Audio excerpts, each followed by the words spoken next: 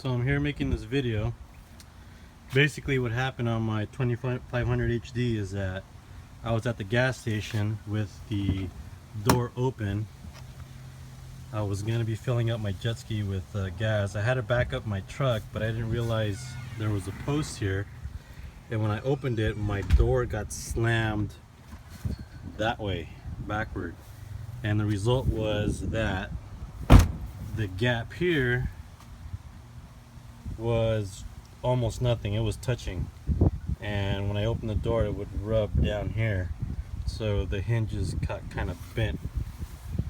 So what I came up with was, if you look here at the hinges, what happened was that this part here kind of bowed out, and then this part here kind of bowed out.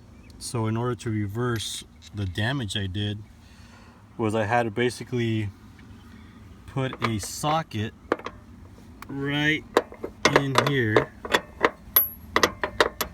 like that.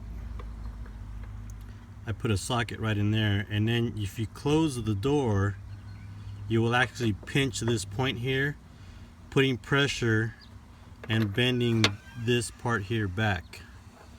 Okay, then for the top piece I had to find another socket that was a little bit smaller to fit in this space, and same process.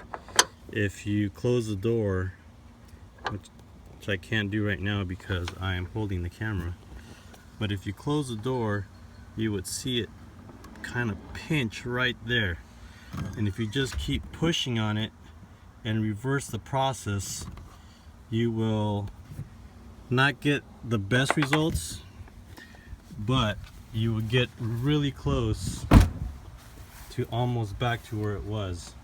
So you should have a 1/4 inch gap. I have about 3/16 gap, which it does not rub anymore, and it latches correctly. So hopefully this helps anybody which has a door that got pushed out that way, either by somebody hitting it, the wind pushing it back that way, or like I did, backed up into a pole.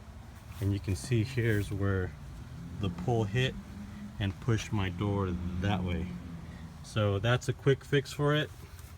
Hopefully it'll get you back to closing your door correctly. Good luck.